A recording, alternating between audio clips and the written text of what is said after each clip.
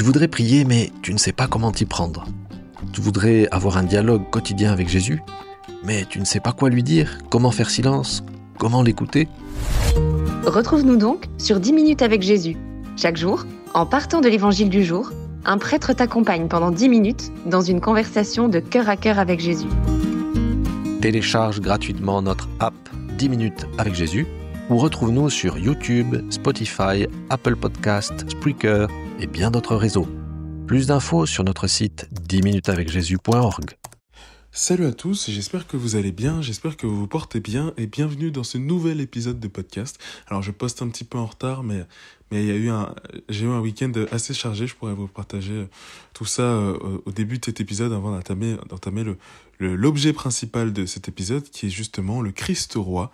J'ai envie d'en parler et en même temps d'aborder le thème de comment mettre Dieu en premier dans sa vie, qu'est-ce que ça veut dire, qu'est-ce que ça implique, et des petits conseils sur comment est-ce qu'on peut faire ça tous les jours. Donc j'espère que le programme vous plaît.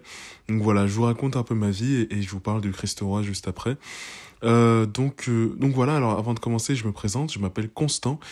Et je parle de Jésus sur Internet, très simplement. Donc je suis sur Instagram, YouTube, TikTok. Et j'essaye de créer ma petite plateforme de guide vidéo, programme, formation sur la foi chrétienne. Vous retrouverez tous ces liens en bio. Je viens de sortir un guide justement, comment devenir chrétien, qui est vraiment totalement gratuit. Qui est pour vous, et si vraiment vous ne connaissez absolument rien de la foi chrétienne, c'est un bon début, un bon premier pas pour en savoir plus. Donc n'hésitez pas à aller checker tout ça, le lien est en bio. Avant de commencer, je vous présente un peu le podcast. Donc ici, on parle de foi chrétienne et de développement de soi dans la bienveillance et dans la bonne humeur. Donc voilà, c'est un peu la ligne éditoriale. Voilà, écoutez les amis, on va démarrer, je vous raconte un peu ma vie, et puis n'hésitez pas, encore une fois, j'aime beaucoup lire vos avis, franchement, en commentaire des podcasts, ça me fait extrêmement plaisir, et j'ai reçu une demande de Louis, justement sous le podcast, des commentaires sous le podcast, donc Louis, si tu écoutes cet épisode, j'ai enregistré ta demande, et j'essaierai de traiter le sujet prochainement. C'est vrai que c'est un sujet qui me touche, donc j'aimerais prendre le temps de faire quelque chose de concret. Donc voilà. Si vous voulez aller checker, n'hésitez pas à aller checker tout simplement les commentaires de mon dernier épisode des podcasts. Les amis, on est parti. Accrochez vos ceintures, je vous raconte un peu mon week-end. Alors, qu'est-ce qui s'est passé? Qu'est-ce qui fait que je sors cet épisode un peu tard? En fait, ce week-end, il y avait 2 gros événements. Alors, pour tout vous dire, moi, je suis chargé de communication pour le diocèse de Créteil. Alors, pour des personnes qui ne connaissent rien à la foi chrétienne, ça peut être très très lointain comme terme. Il faut savoir que je dirais que j'ai une ligne éditoriale assez particulière qui est très décorrélée de ma foi personnelle. C'est-à-dire que moi, j'exerce ma foi chrétienne dans l'église catholique. Voilà, personnellement, c'est le choix que j'ai fait. Et il n'y a aucun tabou autour de ça. Maintenant, c'est vrai que c'est assez décorrélé de la ligne éditoriale que j'ai choisi d'implanter et de définir pour ma création de contenu sur les réseaux sociaux. C'est-à-dire que ma création de contenu, elle est à but universel. L'objectif, c'est vraiment d'encourager et d'aider tous les chrétiens dans leur foi au quotidien. C'est vraiment mon objectif, et c'est la ligne que j'ai décidé d'adopter. C'est pour ça que je parle très très peu de branches, de foi, d'églises différentes, que ce soit protestant, orthodoxe, catholique ou peu importe. Mon but, c'est de venir en aide à tous ceux qui cherchent Jésus. Donc voilà, c'est mon objectif, et c'est pour ça que je parle très peu de ce que je fais, puisque beaucoup de choses que je fais concernent la foi catholique, mais maintenant, attendez, le Christ roi, et puis ce week-end, j'ai reçu tellement de choses que je ne peux pas ne pas vous le partager. Donc voilà, je travaille à l'évêché de Créteil, et donc le diocèse de Créteil, ça représente en gros toutes les églises, tous les fidèles, en gros toutes les personnes qui sont chrétiennes, qui sont chrétiennes catholiques, dans le 94, dans le Val-de-Marne. Donc toutes les églises, tous les fidèles du Val-de-Marne, du 94. Il y a le diocèse de Paris, il y a le diocèse de Châlons en Champagne, il y a le diocèse de Bordeaux, et voilà. Tout est divisé comme ça. Donc voilà, je travaille pour le diocèse de Créteil. Et donc je suis chargé de communication pour le service Jeunes et Vocations. Donc l'équipe Jeunes et Vocations, on est une dizaine. Et donc ce week-end, j'étais chargé de communication, donc j'étais à la communication du diocèse de Créteil. Si vous voulez voir mon travail et ce que je fais en fait tous les jours, c'est tout simplement sur le compte Instagram jeune avec un s.94 que vous pouvez retrouver, pareil, j'essaierai de le mettre en description. Sinon tout simplement jeune.94. Mon travail et celui des autres personnes avec qui je travaille. Voilà. Les bases sont posées. Ce week-end, j'étais à la com. Il y avait 2 gros événements exceptionnels. Le premier, c'était samedi soir et c'était 100% Jésus qui organisait cet événement. 100% Jésus qui est, je dirais, un mouvement, une asso, une asso chrétienne qui, comme son nom l'indique, est 100% pour Jésus. 100% dans Jésus. Voilà, je pense que le nom est assez clair. Et ils organisaient leur première soirée en physique. Et c'était une soirée exceptionnelle avec des images, une déco, une orga, des témoignages, des louanges. C'était vraiment génial. L'after, n'en parlons pas. Tout plein de pizzas. J'étais comblé. Et non, franchement, c'était un super événement. Donc j'étais déjà à ce premier événement-là pour couvrir la com.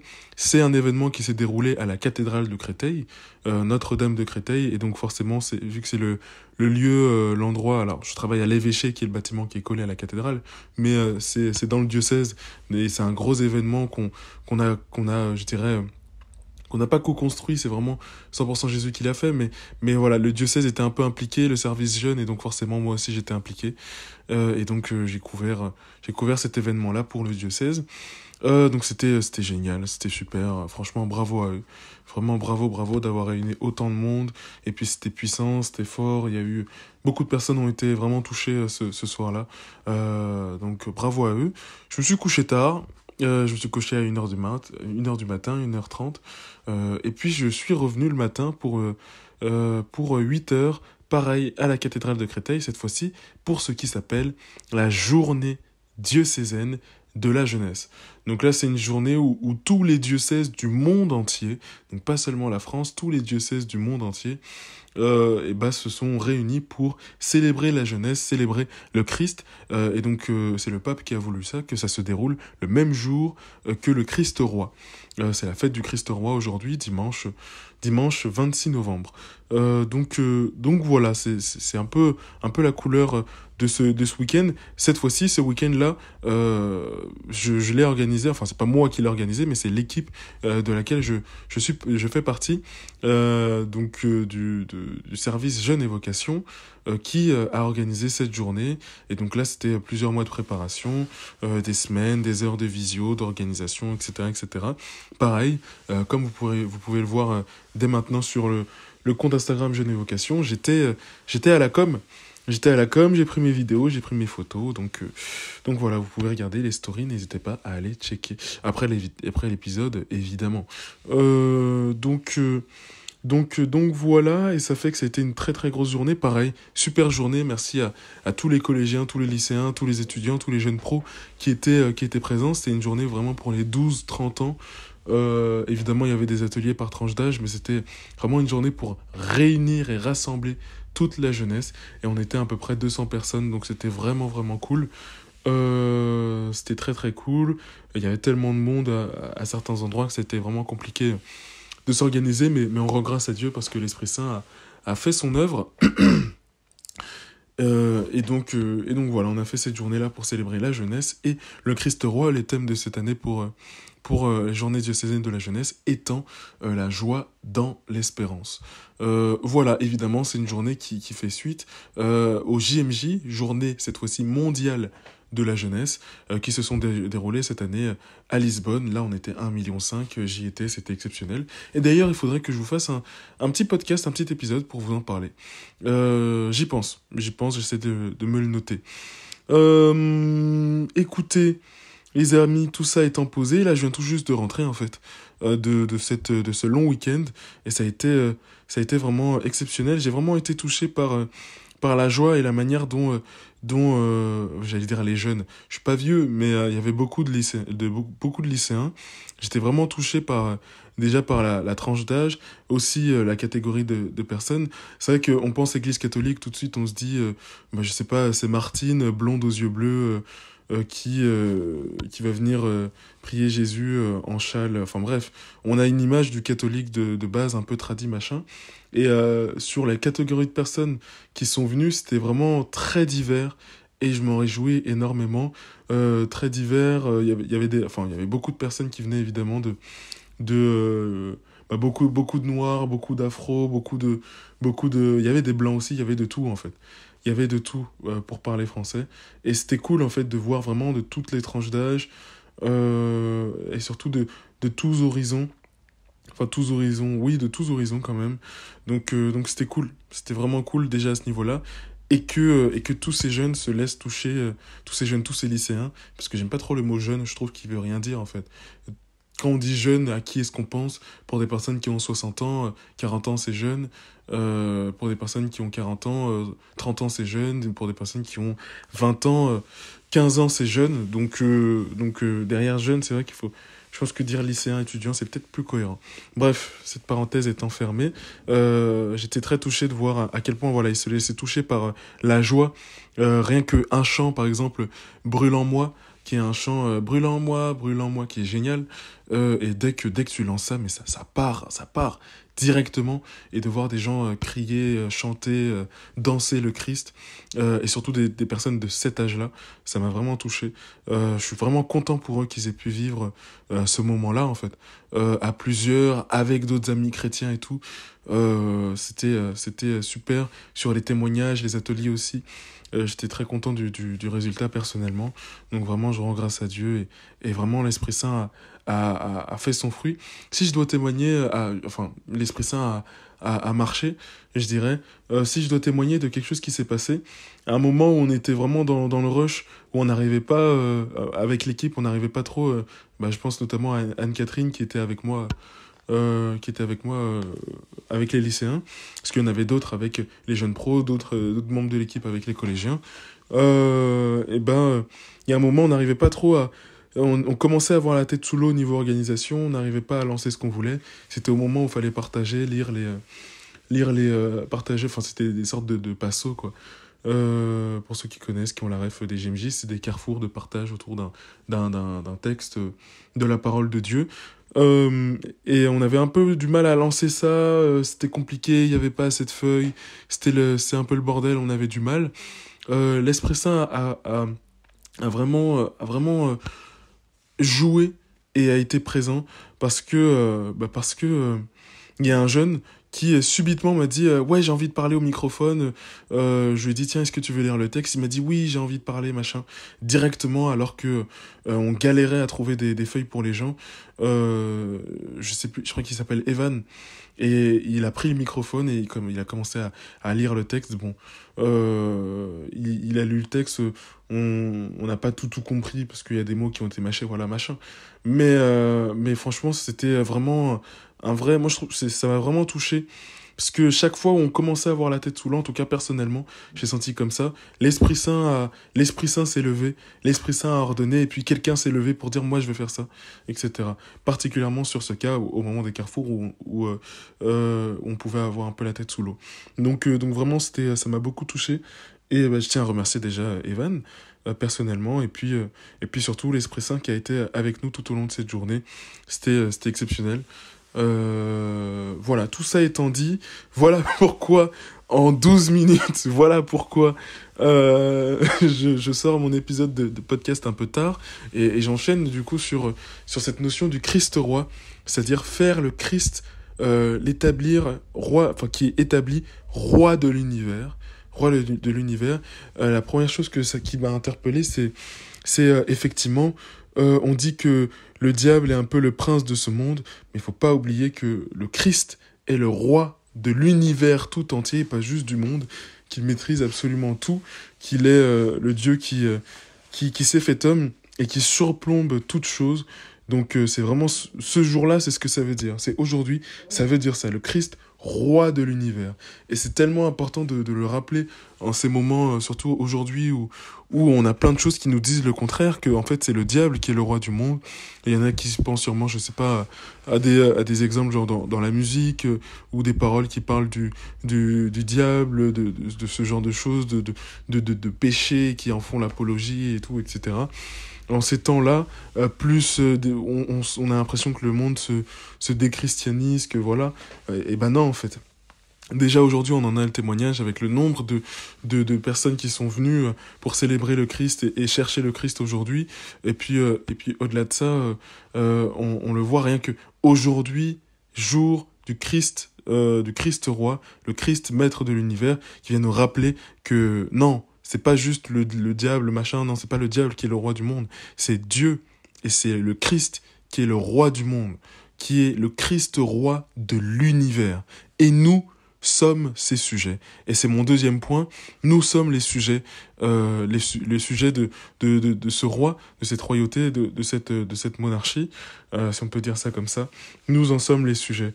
Ça m'interpelle, c'est la deuxième chose qui m'a un peu interpellé et dont l'évêque de Créteil qui était là du coup à cette journée aujourd'hui, excusez-moi, qui était là aujourd'hui à souligner, c'est que bah oui en fait le diable sait lui aussi que le Christ est le roi. Nous savons que le Christ est le roi. C'est magnifique, c'est merveilleux.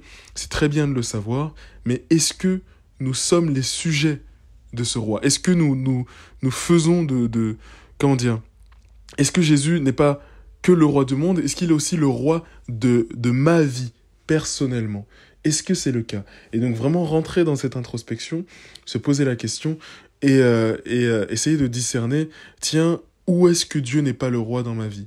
Est-ce qu'il est vraiment le roi de ma vie? Et pas juste le roi de l'univers à l'extérieur, mais le roi aussi à l'intérieur de moi. Et si c'est pas le cas, comment je peux faire pour l'établir comme étant mon roi, mon Seigneur, mon Sauveur? C'est vraiment, je pense, quelque chose qu'on peut méditer aujourd'hui et en fait tout au long de cette semaine et des prochains jours. Comment est-ce que je fais pour établir le Seigneur Jésus-Christ, pas seulement roi de l'univers, parce que je sais qu'il est roi de l'univers comme n'importe qui pourrait le savoir, mais vraiment en faire mon roi à moi, personnellement. Évidemment, un roi qui m'aime, qui m'accorde son amour, mais qui me demande d'être son sujet, qui me demande d'être à son service, de tenir le service, de tenir le royaume. Une troisième chose aussi qui m'a interpellé, que l'évêque a dit, c'est que le royaume, il n'est pas à construire. C'est pas un royaume qu'on doit se lever, se dire, ok, je dois bâtir un royaume, machin. Non, non, non. Le royaume, il est déjà là. Le royaume du Christ, il est là. Il est présent. Maintenant, il suffit de se mettre à son service. Et c'est ça m'a beaucoup interpellé. C'est pas un truc à aller chercher loin, etc. Non, le royaume est là. Mettons-nous à son service. Soyons dans l'innovation, dans la force, dans le courage, dans la persévérance. L'innovation, j'insiste beaucoup sur ce mot, parce que parfois on a tendance à se dire, ok, je fais comme d'habitude, et puis ça suffit. Non, il faut aller plus loin, il faut innover, il faut pas avoir peur de faire différemment, de faire ce qu'on a vraiment dans le cœur. Même si pour d'autres personnes ça peut paraître dérisoire, non. Si c'est important pour toi, il faut le faire. Il faut le faire. À plus forte raison si ça concerne le Christ, quoi. Donc vraiment, je vous encourage très fortement à vous mettre au service du Christ aujourd'hui, à vous mettre au service du Christ dans votre vie, à l'établir comme étant le roi de l'univers et aussi et surtout le roi de votre vie. Personnellement. Et puis, évidemment, si l'Esprit Saint, si le feu, si le courage, si l'Esprit Saint, si le courage vous prend, d'aider d'autres chrétiens ou bien d'aider d'autres personnes à mettre le Christ au milieu de leur vie à eux également. C'est important de se reprendre en tant que chrétien, de s'encourager, d'être là les uns pour les autres. On est une famille, on est des frères et sœurs en Jésus-Christ et des frères et sœurs en Christ. Bon, c'est une expression qui appartient à beaucoup, qui est beaucoup dans la bouche de beaucoup de personnes évangéliques, mais je pense qu'il devrait appartenir à tous les chrétiens et pas seulement évangéliques, aussi les catholiques et surtout les catholiques, de ne pas hésiter à se dire « Nous sommes frères et sœurs en Christ », comme l'apôtre Paul le disait très bien dans ses lettres à ces différentes églises. Donc voilà, ça c'est ce que je voulais dire. Maintenant, une fois qu'on a dit tout ça, on peut se poser la question du comment.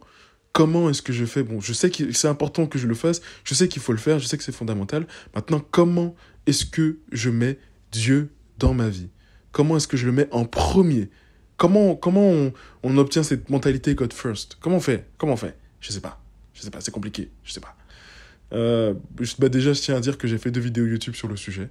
Si vous voulez aller checker, pareil, le lien de mes réseaux sont en bio, tout simplement. Mais c'est tout con, hein. Mais en fait, c'est vraiment un exercice de tous les jours. C'est-à-dire que mettre Dieu en premier dans sa vie, en fait, c'est pas une décision qu'on prend une fois dans sa vie. C'est pas, ok, ouais, maintenant je donne ma vie à Dieu, ça y est. Et puis le lendemain, ça continue. Non, c'est vraiment, je choisis chaque jour Jésus-Christ. À chaque choix, à chaque décision, c'est Jésus-Christ que je choisis. C'est vraiment ça, mettre Dieu en premier dans sa vie. Et donc, c'est pas quelque chose de ponctuel, c'est vraiment une gymnastique, un exercice, un travail quotidien. Enfin, pas un travail, mais une conscience quotidienne de, tiens, est-ce que je suis en train de faire la volonté de Dieu, là? Tiens, mais ce que je suis en train de faire, qu'est-ce que Dieu en pense? Tu vois? Et pas rentrer dans quelque chose de malsain, évidemment, pas rentrer dans quelque chose d'excessif, mais dans quelque chose de permanent, où, en fait, je change de système de pensée et la manière normale de penser, c'est, tiens, est-ce que je suis en train de faire la volonté de Dieu? Tu vois, ou bien qu'est-ce que Dieu attend de moi à cet instant précis? Vraiment se poser la question. Et il y a des fois où la réponse, en fait, c'est tout con, hein, mais c'est juste, bah là, Dieu attend de moi que je profite, que je passe un bon moment. Typiquement, si tu es dans une soirée louange, Dieu va pas attendre de toi que tu réussisses ton bac, tu vois. Dieu va pas attendre de toi de fournir un gros travail intellectuel. Parfois, faire la volonté de Dieu, c'est juste, ok, bah là, Dieu me demande de lâcher prise à ce moment-là précis. Mais il y a d'autres situations où faire la volonté de Dieu, là, Dieu me demande d'être courageux et d'aller voir cette personne qui a besoin de réconfort, de laisser mes potes et d'aller voir cette personne-là qui est seule dans la cour, de lâcher mes potes et d'aller voir cette personne-là qui a besoin d'aide, de faire ci, de lâcher mon confort et d'aller affronter ce qui me fait peur ou ce qui me met dans l'inconfort. Et souvent, c'est évidemment cette deuxième situation, d'aller affronter l'inconfort et de sortir de sa zone de confort. Donc voilà, vraiment mettre Dieu en premier dans sa vie, c'est vraiment ça, c'est vraiment une gymnastique de tous les jours. Et après, maintenant, cette gymnastique-là, elle s'entraîne sur plusieurs situations qui vous sont propres, évidemment. On ne fait pas tous face aux mêmes défis, au même dilemme, même si le choix à faire à la fin est le même. Et évidemment, c'est Christ. Un exemple tout con, vraiment très concret et très appliqué au quotidien de beaucoup de personnes. Imaginons, je sais pas, je vais de vous donner quelques situations. Un premier qui me vient tout de suite à l'esprit et qui vraiment quelque chose que vous pouvez mettre en application dès maintenant ou dès demain. Dès maintenant, il n'y a pas de demain. Parce que vous dormez, vous allez oublier ce que j'ai dit. mais par exemple, j'ai un anniversaire. Je vais passer l'anniversaire avec des amis, avec un pote. Et je sais que ça va finir tard. Genre, ça peut finir potentiellement à 4h du matin. En soi, c'est en fonction de l'âge. L'heure, c'est pas un problème. Parce que il y a des anniversaires qui vont durer jusqu'à tard le soir. Et en fait, vous êtes juste en train de rigoler, de danser, c'est tout, quoi. Mais si tu sais que c'est un soir où le lendemain, tu dois être à l'église, il faut l'avoir en conscience. Et pas se dire, pas se laisser aller et se dire, mais j'irai à l'église la semaine prochaine. Non. Même si, ou bien tu peux te dire, ok, je me couche à 4h, mais demain, à 9h, je me lève, je me lave, je m'habille. À 10h, j'ai quitté chez moi parce que je sais que je mets 30 minutes pour aller à l'église et que la messe commence à 10h30. Voilà, 10h30, je suis à l'église. Vraiment, il faut garder ça en tête. Avoir cette mentalité de peu importe ce qui peut se passer, dimanche, 10h30, je suis à l'église. Et vraiment en faire une discipline. Ou bien si tu t'es posé une discipline de dire, ok, chaque vendredi soir, je lis tel chapitre de la Bible.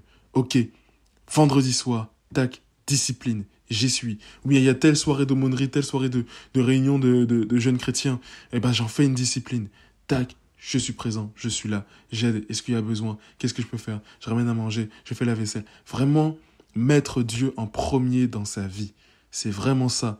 Peu importe ce qui peut se passer, les rendez-vous que Dieu me donne, je ne les manque pas. Franchement, je vous promets, commencez par là et vous allez voir le changement qui va s'opérer. Parce qu'en fait, c'est tout con. Mais plus vous fréquentez Dieu, et c'est justement, c'est le Père Ange qui disait ça à la soirée 100% Jésus de samedi dernier, et je suis à 100% d'accord avec lui, plus vous fréquentez Dieu, et et en fait, plus Dieu vous change, plus Dieu vous modèle, plus Dieu vous transforme, plus Dieu vous modèle à son image. C'est vraiment, il faut fréquenter Dieu pour arriver à être chrétien tous les jours et à le mettre en premier encore plus. C'est un cercle vertueux. Mais franchement, c'est tout con, hein. Commencez par la messe. Commencez par l'église. Tous ces rendez-vous-là que l'église vous propose, songez à y aller. Vraiment. Vous dites pas, oh, c'est encore un truc, machin. Non, allez-y. Ça coûte rien. Et puis maintenant, l'étape d'après, c'est de se mettre une discipline dans sa propre vie. C'est bien de se mettre une discipline sur des choses extérieures, mais si vous voulez vraiment aller plus loin, tout con, je sais pas si vous êtes catholique, la parole du jour. La parole du jour, c'est tout con. Chaque matin, je me mets une discipline. Je ne regarde rien, aucune notification, rien du tout. Je me lève, je remercie le Seigneur et je prends la parole du jour. Vous avez plein de podcasts, prière du matin sur Spotify qui est génial, évangile du jour sur Spotify aussi. Vous avez l'application prière dans la ville qui est super pour la parole du jour. Vous avez YouPray qui est génial aussi. Vous avez énormément de choses. L'application AELF pour lire la parole du jour. Vous avez tout. Vous avez absolument tout. Lisez chaque matin la parole du jour. C'est une discipline. Tu te le mets. Tu te l'appliques dans ta vie. Et paf, God first, Dieu en premier. Maintenant que ça c'est fait, je peux commencer ma vie, je peux passer à autre chose, je peux rentrer dans mon quotidien. Mais tant que ça n'est pas fait, il ne faut pas que vous soyez bien. Bon, enfin, j'abuse. Mais vous voyez ce que je veux dire ? C'est, je fais un truc, il manque quelque chose. Vraiment, là j'ai commencé ma journée, il me manque un truc. Il te manque la parole de Dieu. Tu vois ce que je veux dire ? Et évidemment, appliquer la même chose à la prière. Je me lève avec Dieu, je m'endors avec Dieu. Donc le matin, je confie ma journée à Dieu. Le soir, je remercie Dieu pour cette journée, je lui confie ma nuit. Vraiment se mettre des points de discipline en fait dans sa vie. Vraiment commencer par là. Après, il y a énormément de choses à faire encore. Il y a plein de choses qu'on peut faire. Mettez aussi votre créativité au service de votre relation avec Dieu. Soyez créatifs. Tentez de nouvelles choses. Tu vois, à partir du moment où ça avance vers Dieu, voilà. Tentez de nouvelles choses. N'hésitez pas. L'Esprit Saint est fait pour ça. L'imagination doit être mise aussi à ce service-là et pas que dans d'autres choses. Vraiment, c'est ce que je peux vous conseiller. Je vous invite à aller voir mes 2 vidéos sur le sujet qui pourront sûrement vous aider dans ce sens-là. Mais c'est déjà ce que je peux vous partager sur ce sujet-là. Si j'en dis plus, après, tous mes conseils seront noyés les uns dans les autres. Et ça freine le passage à l'action. Donc, en sortant de ce podcast, je veux que vous preniez une feuille, un stylo, un carnet, un stylo. Vraiment pas les notes iPhone. Pas les notes iPhone, pas dans le téléphone. Un papier, un stylo. Et vous écrivez une résolution que vous allez prendre à partir de maintenant pour mettre Dieu en premier dans votre vie. Et vous allez vous y tenir parce que l'Esprit Saint est avec vous, parce que vous avez le courage, la force et parce que c'est par amour pour le Christ. Voilà, on aime Jésus ou pas ? On aime Jésus ou pas ? Donc voilà, une feuille, un stylo et j'écris une seule chose, pas 10. Une seule chose. Même si ça peut paraître très simple. Une chose et je m'y tiens. Est-ce que c'est prier le matin ? Est-ce que c'est la prière du matin ? Est-ce que c'est la parole du jour ? Est-ce que c'est aller à la messe ? Est-ce que c'est aller à l'aumônerie ? Est-ce que c'est machin truc ? Est-ce que c'est machin chouette ? Vraiment, une discipline. Et je m'y tiens. Et après, je passe à l'étape d'après. Vraiment développer de nouvelles habitudes. C'est vraiment ça. En tout cas, les amis, merci d'avoir écouté cet épisode de podcast jusqu'au bout. Un gros bisou à toutes les personnes qui me suivent sur les réseaux et que j'ai pu voir ce week-end parce que c'était cool, je vous ai croisés. Soyez abondamment bénis. À très très vite et n'oubliez pas que vous êtes beaucoup plus proche de Dieu que vous ne le pensez. Une chose, n'hésitez pas à lâcher les 5 étoiles et à commenter toujours. Soyez bénis. À très vite.